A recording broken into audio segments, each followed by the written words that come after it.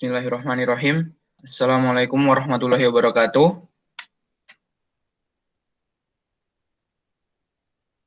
Selamat pagi, selamat siang, selamat sore, selamat malam, kapanpun Anda menonton video ini. Pada kesempatan kali ini, saya Asyifa Rizky Dava, mahasiswa semester 2 dari Teknik Nuklir Universitas Gadjah Mada Angkatan 2020 dengan nomor induk mahasiswa 20/463512/TK/51504. Pada kesempatan kali ini, saya akan sedikit melanjutkan pembahasan kita pada mata kuliah kalkulus vektor tentang gradien medan skalar dan turunan berarah.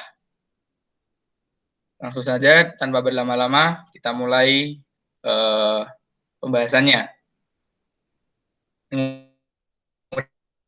Yang pertama adalah tentang gradien medan skalar.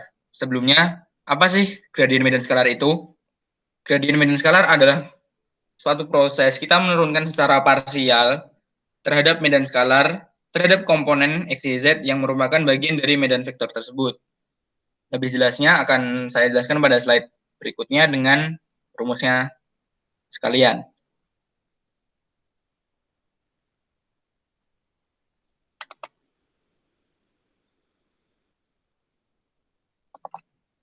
Gradien dilambangkan dengan segitiga terbalik atau biasa disebut nabla, atau bisa juga dituliskan sebagai grad. Dan dapat dirumuskan sebagai yang saya pointer merah ini. Nah, sesuai definisinya tadi, kita menurunkan turunan parsial terhadap medan skalar terhadap komponen X, Y, Z. Jadi, seperti pada rumus yang kedua, gradien itu dapat dituliskan sebagai, misal, taruhlah ada medan skalar F, kemudian kita ingin tahu berapa sih gradiennya, maka kita turunkan secara parsial terhadap X kemudian I, turunan fungsi terhadap Y kemudian Z, dan turunan fungsi terhadap Z, K. Nah, K ini sebagai komponen vektor kita sudah tahu lah ya, yang I, J, K, dan seterusnya itu.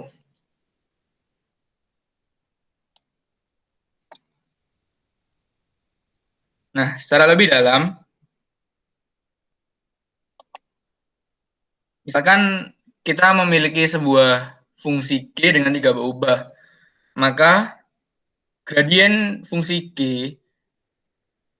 di titik P yang sudah diketahui nilainya itu dapat dituliskan sebagai grad P atau grad G di titik P atau nabla G di titik P sama dengan do G do X di titik PI ditambah do G do Y di titik P terhadap J ditambah do G do Z di titik P terhadap K. Ini perlu diingat baik-baik karena ini nanti akan berhubungan sekali dengan materi yang kedua, yaitu tentang turunan berarah. Mungkin teman-teman beberapa masih ada yang bingung gimana sih ini maksudnya, gimana sih caranya. Nah, agar tidak bingung, langsung saja kita ke contoh soal. Nah, itu contoh soalnya dapat dibaca terlebih dahulu. Misalkan kita punya fungsi yang merupakan dari 3 berubah X, Y, Z, yaitu X, E pangkat Y, ditambah 2X kuadrat Z, dikurangi Y kuadrat X. Nah, kita diminta pada soal tersebut untuk mencari gradien dari fungsi tersebut di titik P, yaitu 3, 1, 0. Nah, berdasarkan rumus tadi, ya rumus ini, yaitu grad G di titik P sama dengan do G do X di titik PI, ditambah do G do Y di titik PJ, ditambah do G do Z di titik PK.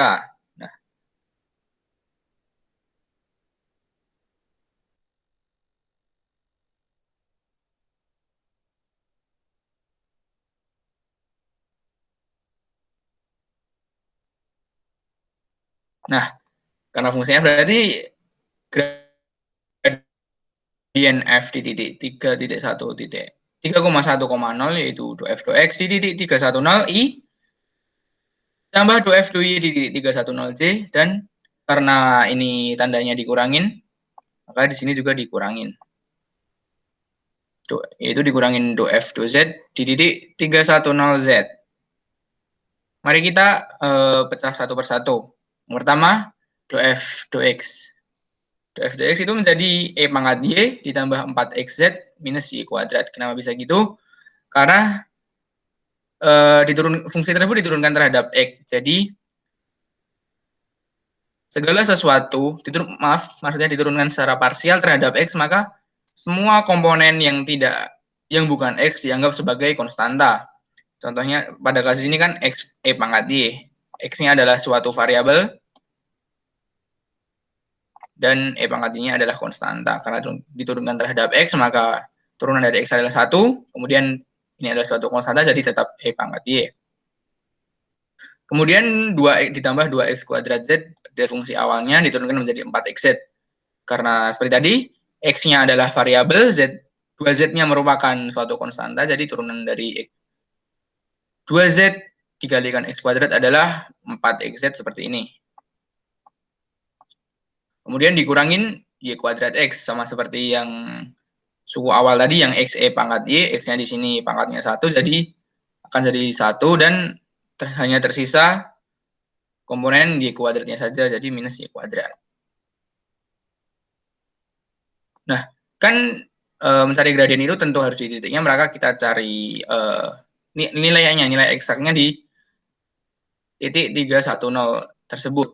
Nah, kita masukkan di fungsi ini, E pangkat Y tambah 4XZ dikurangin Y kuadrat, Y-nya masuk 1, X-nya masuk 3, Z-nya masuk 0, dan ketemulah untuk komponen I, E-1. Analogi dengan komponen X tadi, kita turunkan secara parsial komponen Y, 2F2Y, tapi ini beda, karena terhadap Y, maka komponen Y-nya ini dianggap suatu variabel, dan komponen selain Y seperti X, seperti Z gitu, dianggap sebagai konstanta. Nah, jadi XE pangkat Y jika diturunkan terhadap Y, maka akan menjadi XY E pangkat Y. Kenapa E pangkat Y-nya tetap? Karena E pangkat variabel memang seperti itu turunannya. Kita sudah tahu semua itu. Kemudian ditambah 2X kuadrat Z. Nah, di sini penting. Karena tidak ada komponen Y di komponen kedua ini, maka semua adalah konstanta dan turunan dari konstanta adalah 0. Seperti ini. Kemudian pada komponen ketiga, yaitu Y kuadrat X, dan jangan lupa negatif, apabila diturunkan akan menjadi 2XY. Sudah, kita masukkan titiknya, yaitu di 310, X-nya dimasukkan 3, Y-nya dimasukkan 1, dan Z-nya dimasukkan 0, ketemulah nih 3E-6 untuk komponen C. Ini I, dan ini C. Kemudian yang terakhir adalah turunan parsial fungsi tersebut terhadap Z.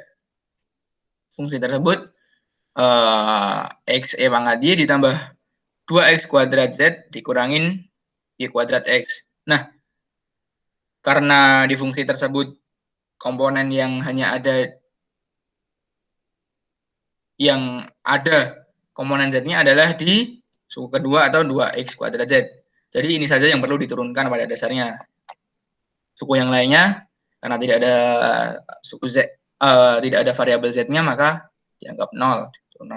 Menjadi turunan dari suatu konstanta biasa, dan turunan dari suatu konstanta adalah 0. Nah, 2X kuadrat Z, dan Z-nya merupakan suatu variabel, sisanya adalah merupakan konstanta, jadi turunan parsialnya adalah jadi 2X kuadrat. Nah, jadi 2F 2Z adalah 2X kuadrat. Kita masukkan nilai X Z-nya, X masukkan 3, karena di situ hanya fungsi X, maka jadinya 18. Di sini 18Z.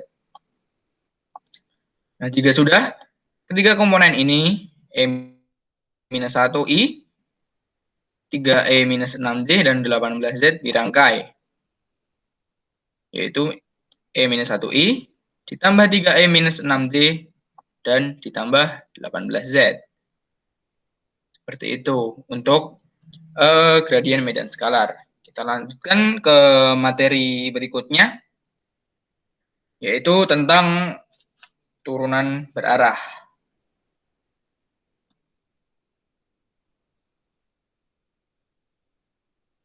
Misalkan terdapat suatu fungsi permukaan Z yang merupakan fungsi dua pengubah f(x, y) dan suatu vektor R yang tentu saja terdiri dari dua pengubah juga. Maka gradien fungsi permukaan tersebut yang searah dengan vektor R dapat ditentukan sebagai DUF sama dengan vektor U didot produkkan dengan gradien F, dengan U merupakan vektor satuan dari vektor R. Nah, jadi itu kita ada suatu fungsi permukaan, nggak tahu bentuknya seperti apa, dan suatu vektor. Vektornya itu tentu diketahui, misal 3i ditambah 4j, 5i ditambah 10j, dan lain sebagainya. Dalam hal ini, fungsi dengan dua pengubah. Nah, kan vektor itu kan dua dimensi dan, bentuk garis satu arah. Nah, kita ingin cari gimana sih gradiennya dari fungsi permukaan tersebut yang searah terhadap vektor tersebut. Langsung saja daripada kita bingung, kita ke contoh untuk lebih spesifiknya.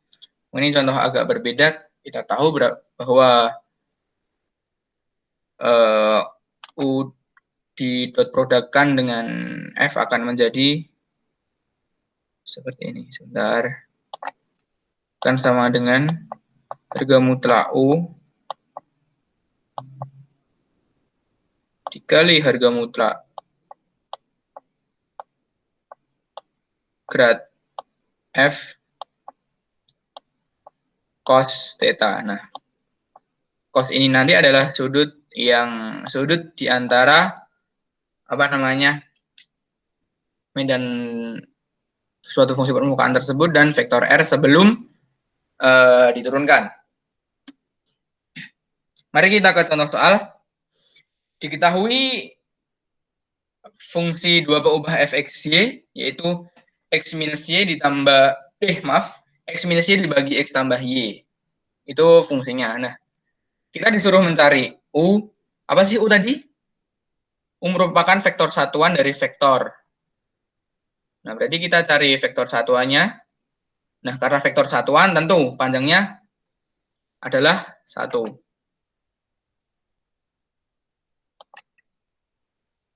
Vektor satuan panjang U adalah 1. Ini sudah diketahui. Nah, kita disuruh mencari nilai U agar turunan berarah di titik minus setengah dan 3/2 itu bernilai paling besar. Mari kita mulai. Sebelumnya telah disebutkan bahwa turunan berarah dari suatu fungsi dapat dituliskan sebagai vektor U dikali dengan gradien fungsi. Dan vektor U dikali harga mutlak vektor U dikali harga mutlak gradien F dikalikan cos theta. Nah, diketahui bahwa panjang vektor U adalah 1, maka kita dapat secara kasarnya mengabaikan vektor U.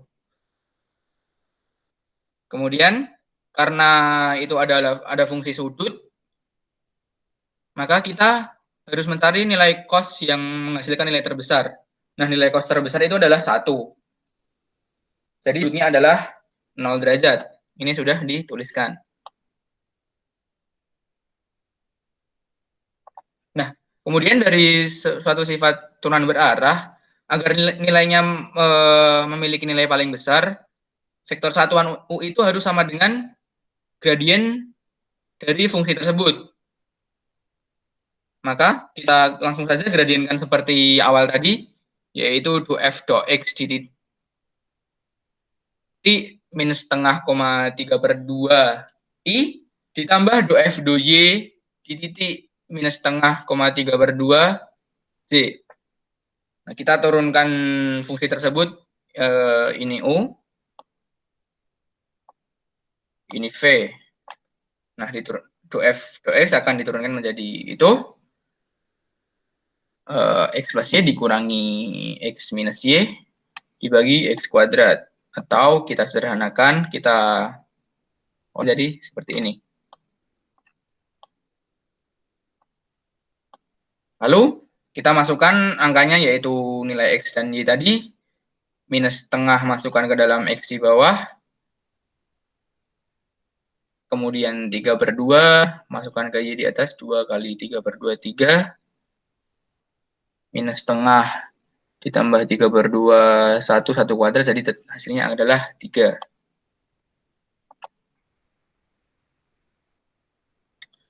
Kemudian 3i ya ini nanti.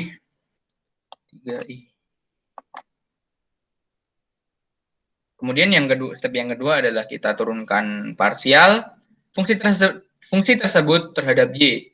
Itu akan menjadi, ini ada minus 1 ya, karena turunan dari ini kan fuuf. Oh maaf. Fuuf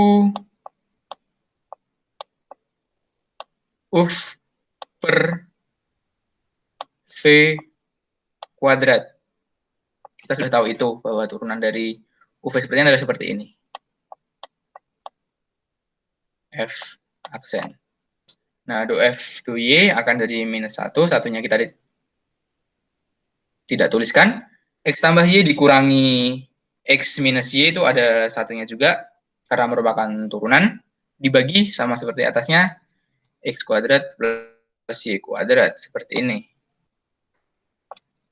Kita ubah bentuknya agar lebih enak dilihat, maka akan menjadi minus. Ini ada minusnya ya.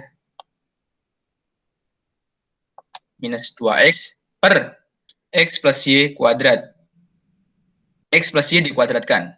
Nah, ketika kita sudah dapat nilai ini, nilai yang, maaf, bukan nilai, bentuk yang sederhana, kita masukkan nilai X dan Y tadi, yaitu minus setengah dan 3/2. Kita masukkan, minus setengah masuk ke atas, kemudian 3/2 masuk ke bawah, dan minus setengah juga.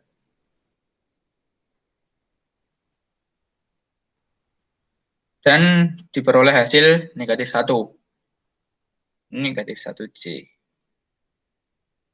Nah, jadi karena ini tadi merupakan U sama dengan gradien F, maka U sama dengan vektor U sama dengan ini. 3i dikurangi J. Oke, sebenarnya banyak lagi contoh-contoh yang lain, namun karena waktu yang disediakan cukup singkat dan saya tidak bisa berlama-lama, maka mohon maaf apabila ada salah kata. Langsung saja saya akhiri. Wassalamualaikum warahmatullahi wabarakatuh.